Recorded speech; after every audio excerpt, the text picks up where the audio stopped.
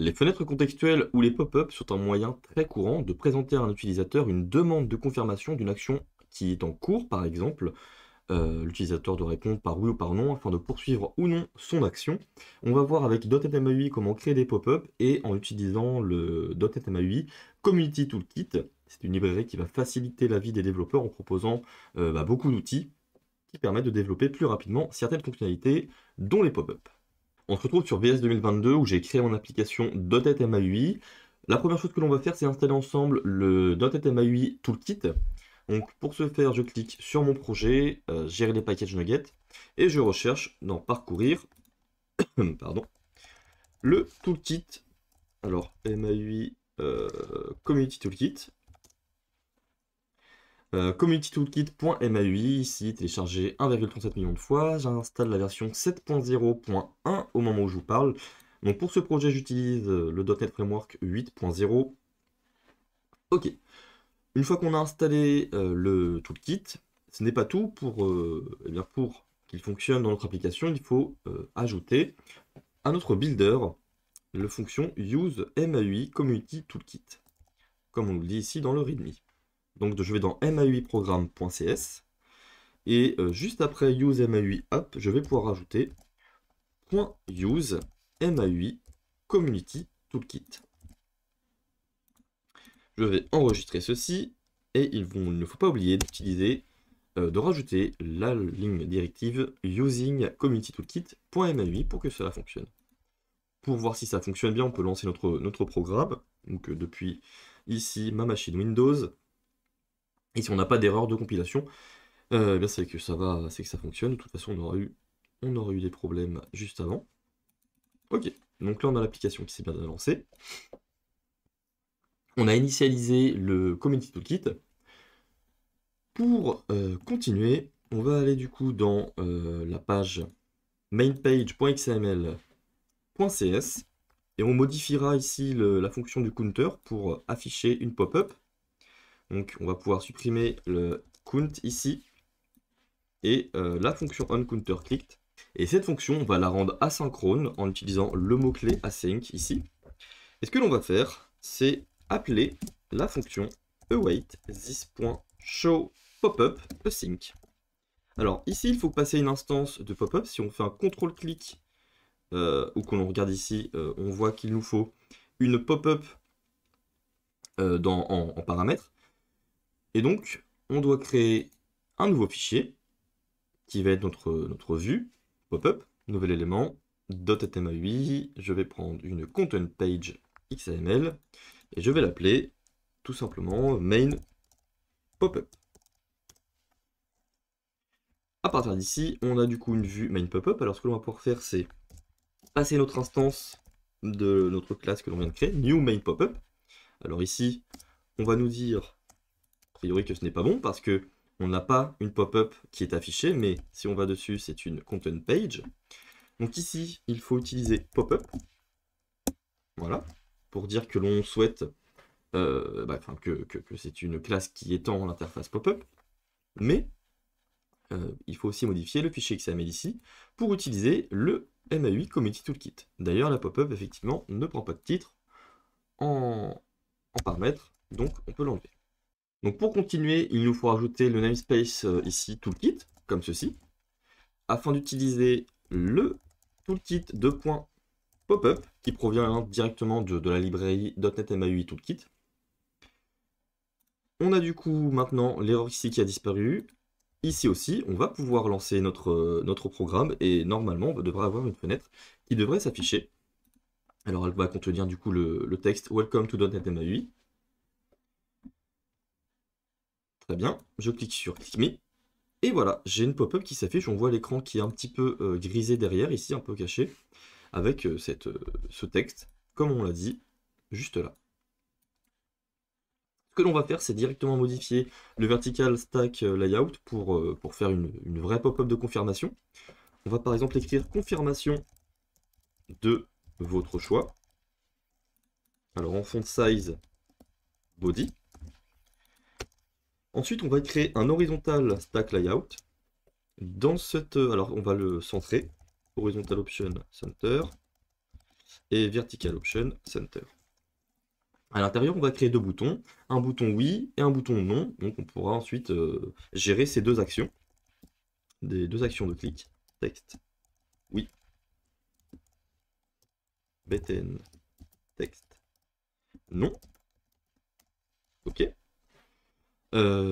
Ici, on est bon. On va lancer notre programme.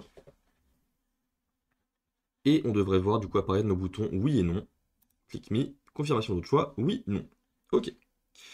Donc c'est parfait. Donc quand on clique en dehors de l'écran ici, on a la fermeture de la pop-up qui s'effectue. Donc maintenant que notre pop-up est créée, on a la possibilité de la personnaliser. Donc comme je vous ai montré là, on pouvait fermer la pop-up en cliquant en dehors. On a en fait une propriété que l'on peut appliquer du coup de manière globale ici à la pop-up. Can be dismissed by tapping outside of pop-up. Si l'on définit la propriété à false, je vais ça comme ça, on devrait eh bien, ne plus pouvoir fermer la pop-up, sauf si l'utilisateur clique sur oui ou sur non. Là, si je vais ici, vous voyez, je suis bloqué. Alors là, forcément, comme j'ai pas codé les boutons oui et non, ça ne ferme rien du tout. Mais c'est juste pour vous montrer ceci. Ensuite, on a la possibilité de modifier sa taille. Par exemple, on peut mettre une largeur et une hauteur de 200 par 100. Et ensuite, on va pouvoir gérer les événements de nos boutons pour fermer la pop-up quand on veut. Click me. Voilà, donc la taille a été un peu modifiée. Si je vais dans main pop-up, donc on va pouvoir rajouter nos événements, clicked égale nouveau gestionnaire d'événements. Alors ici, on va marquer, on peut marquer on bouton on yes button clicked. Voilà, pour bien différencier nos deux gestionnaires d'événements. Le deuxième, on va l'ajouter tout de suite. Clicked, nouveau gestionnaire. On no button clicked. Ok. Dans les deux cas, on va fermer la pop-up, donc il faut tout simplement appeler la fonction close. Alors async, vu qu'on a ouvert la pop-up de façon asynchrone. Await close async. Sync. Et de la même manière, lorsque l'on va cliquer sur le bouton oui ou sur le bouton non, on veut dans tous les cas fermer la pop-up. Oui, je n'ai pas renommé le gestionnaire d'événements. On no button clicked. On relance notre appli. Et on devrait voir du coup que cela fonctionne. Si je clique sur la pop-up, confirmation de votre choix. Non. Oui. Parfait.